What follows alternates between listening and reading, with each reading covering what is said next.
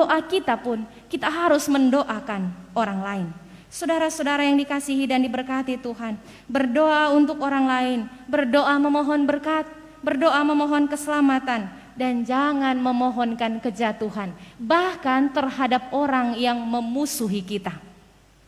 Kalau orang memusuhi orang, berdamai, ampuni, lepaskan pengampunan. Sebab tidak mungkin kita berdamai dengan Allah kalau kita bermusuhan dengan sesama kita. Tapi kalau kita yang dimusuhi, kita yang dibenci, berdoa kepada Allah dan memohon berkat untuk orang itu. Jadi jangan pernah berdoa kepada Allah meminta supaya orang lain jatuh, orang lain mengalami kemalangan, orang lain mengalami musibah. Jangan. Sebab yang demikian mendatangkan dosa di hadapan kita, di hadapan Tuhan terhadap kita. Kalau orang merasa tersakiti, orang merasa dirugikan, orang merasa mengalami pergumulan karena perbuatan orang lain, jangan berdoa apa Tuhan, Tuhan balas, Tuhan beri dia kemalangan, Tuhan datangkan celaka malapetaka.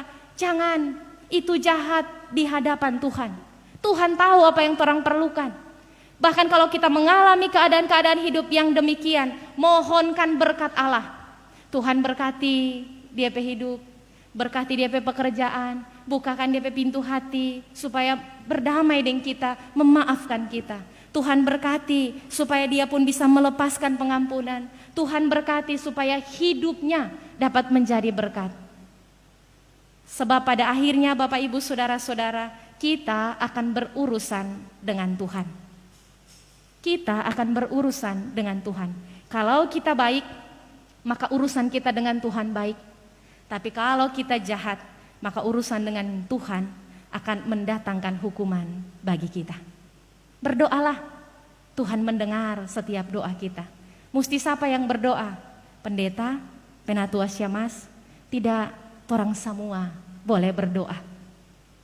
Bukan pendeta berdoa lebih kuat, Penatua Syamas berdoa lebih kuat. Biar siapa mau datang berdoa, kalau orang sendiri tidak meyakini Tuhan, tidak mempercayai firman-Nya, tidak bersungguh-sungguh berdoa, tidak ada mujizat dalam hidup kita. Pendeta, pelayan khusus hanya menuntun kita untuk berdoa.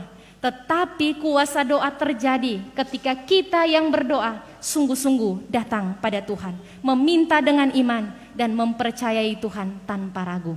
Mujizat terjadi bagi setiap orang yang percaya dan yang berdoa kepada Tuhan. Tuhan memberkati kita dengan firman-Nya. Amin.